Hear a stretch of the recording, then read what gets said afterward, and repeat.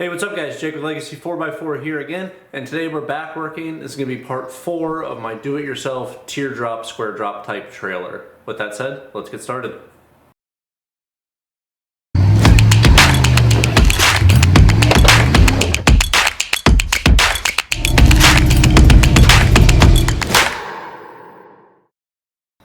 So in the last couple of videos, we've got the bulk of the frame all finished up. In the last video, we got the cabin frame done. So far we have built a 5x8 trailer, probably an overbuilt 5x8 trailer, but we built a 5x8 trailer and we've built a teardrop style camper cabin frame on top of that trailer that we built.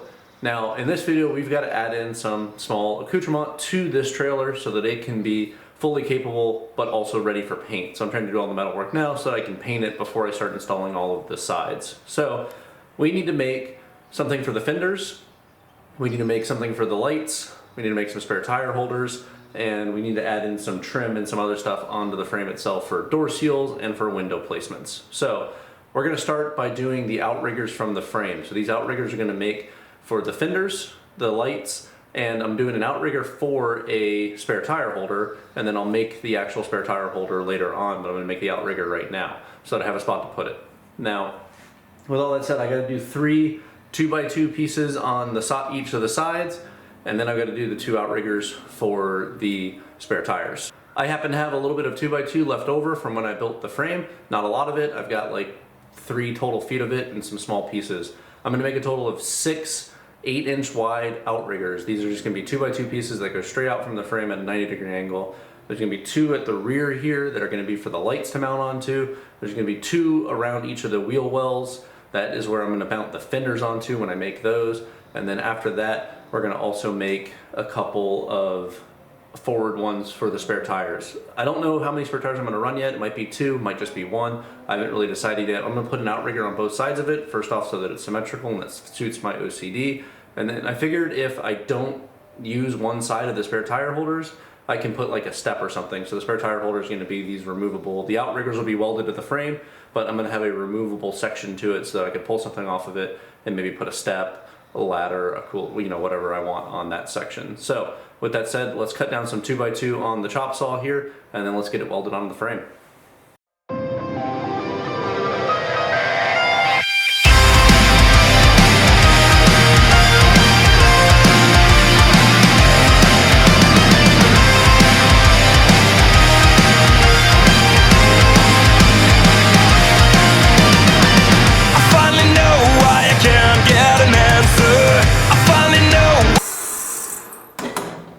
Alright, so that saw blade is definitely nearing the end of its life, but I think I can get through this project with what's left on it. But we've got 6 of our 8-inch long pieces of 2x2 all cut. Now it's time to put them onto the frame.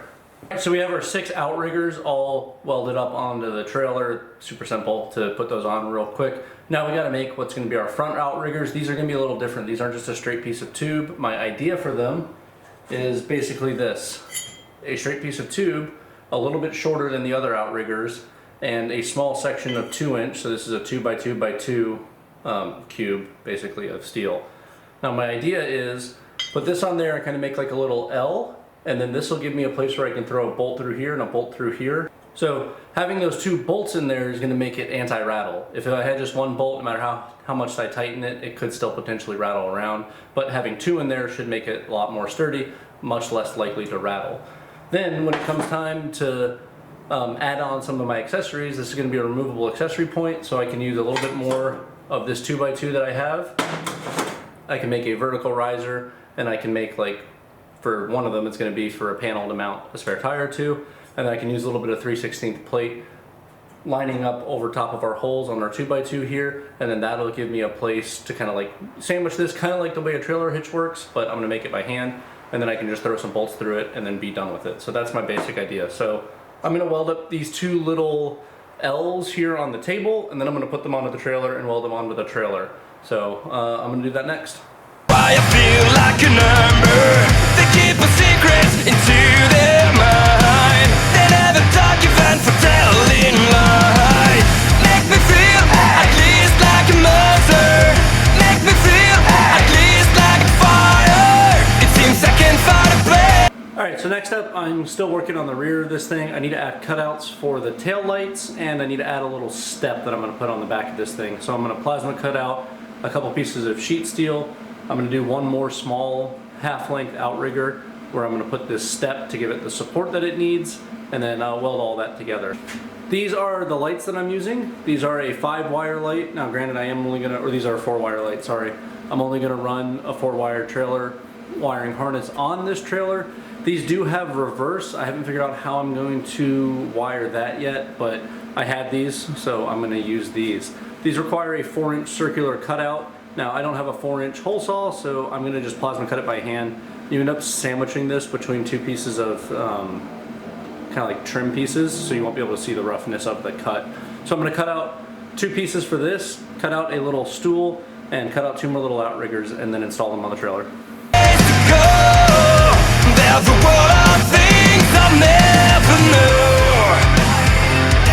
'Cause everywhere I go, there's nowhere I belong. And anyone should tell me where will I find? 'Cause everywhere I go, I'm always on my own. Can anyone just catch me before I drown? Can anybody make me feel like I'm not the Okay, so the next step on this trailer, we've got the outriggers all finished up. We've got the front outriggers all done. We've got all that finished, and I added in these little steps on the back that I'll show you guys later. But the next thing that we've got to do is add in what I'm calling the seals for the doors. So we're gonna have a total of 5 doors on this trailer, not including the rear hatch. That's gonna have something different, but we're gonna have a total of 5 doors on this trailer.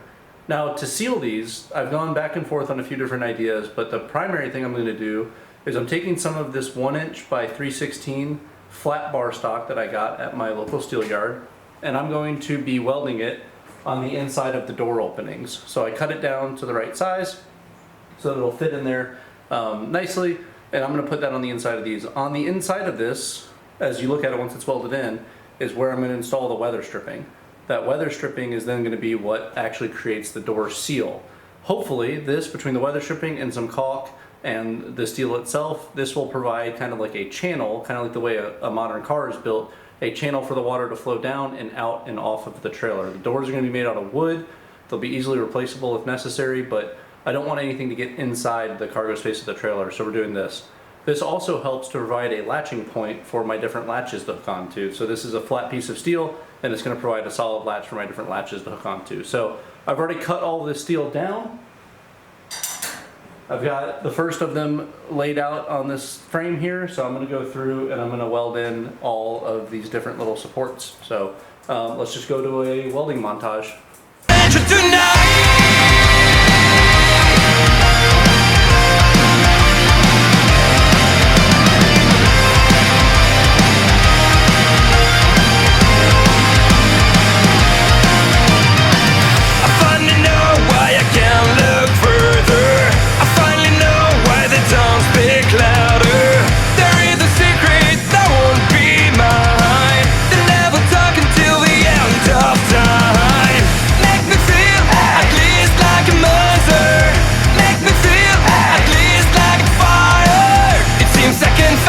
So we have all of the door seals welded in. I had to add a couple of extra small pieces of steel at the front to level out the front of this, and we've got all that all done. Now I started painting a little bit, the parts that I could. I do have a little bit more welding to do.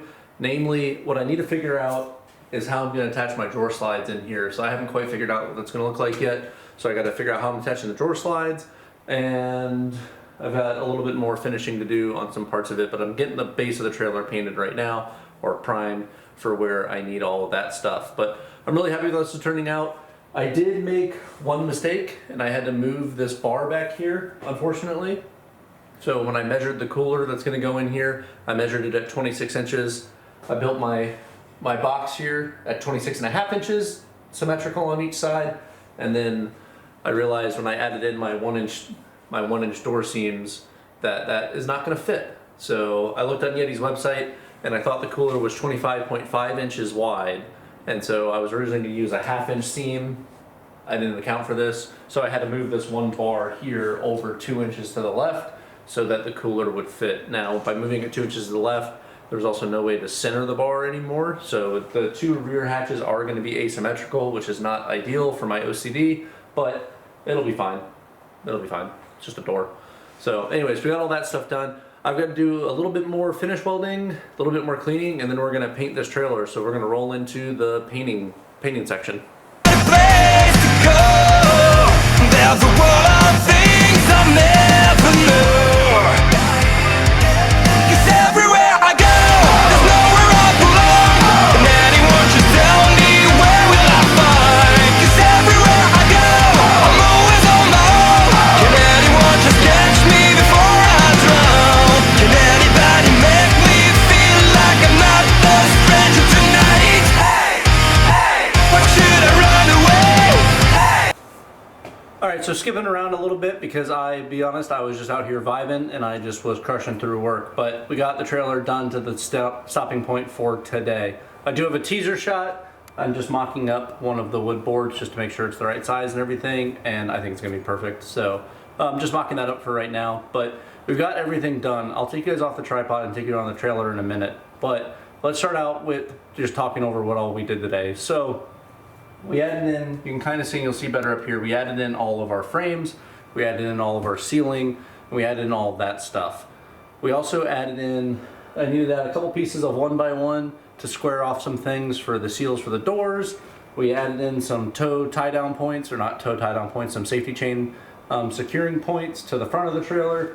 Added in a few pieces to the back of the trailer along with some seals so that I had places to mount our drawer slides to. So we got all of that work done. Put the trailer up on jack stands. We masked off the front, the spindles and the axles and those bits, and then we spray painted the entire trailer. Now, I did choose to go with spray paint on this. In hindsight, I'll be honest, I should have not been lazy.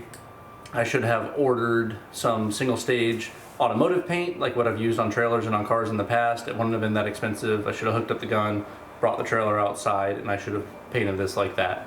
I didn't do that for a bunch of reasons. Honestly, just kind of like ease. I was kind of working on this throughout the evenings after work. And so spray paint's a lot easier because I don't have to mix up anything. I can just grab the can, shake it, and I can go. But in hindsight, it would have been a lot better to use a more durable paint. Now, for the actual reasons why I wanted spray paint, aside from just me being lazy, I wanted it to be easily touched up if and when I do scratch this paint. So now, like with just some flat black spray paint, I can touch this up anywhere in the world. So that's a nice feature to it, but again, in hindsight, if I'd used a more durable paint, I probably wouldn't have had any scratches on it to begin with, so whatever. If you were to do this, you can go either way. For the frame, there's really not that much that's going to be exposed, so like I didn't even paint every single square inch of tube up here, mostly because I ran out of paint. I ordered 8 cans of the black and I ran out. So I prioritized getting the frame and the parts that are going to be exposed. The rest of this is not going to be exposed, and if water gets into this, that's pretty bad anyways, and it's going to ruin a whole bunch of stuff, so whatever. Now, I put the jack back on, I put the bolts back in the front, I put the tires back on.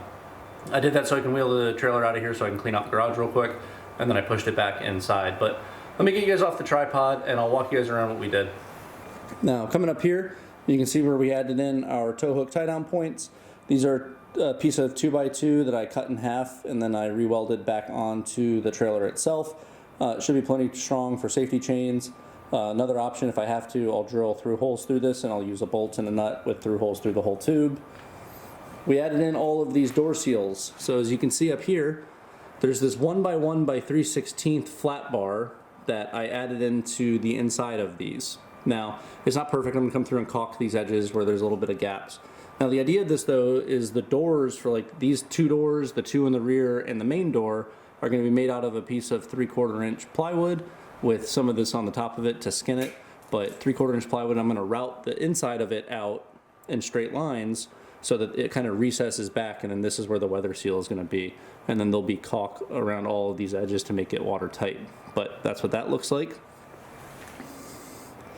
We've got our adjustable, rotatable, whatever you want to call them, spare tire mounts. I did go through and I capped all these tube ends with some rubber or plastic caps that I got on Amazon.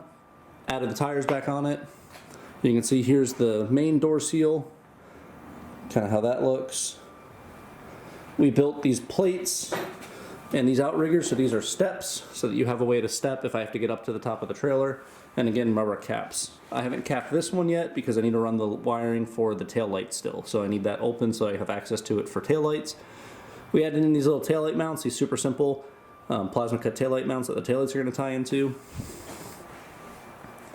We've got the same seals and systems back here, and we painted the whole thing. That's what we got done. It's looking nice though. I really love the shape of this thing.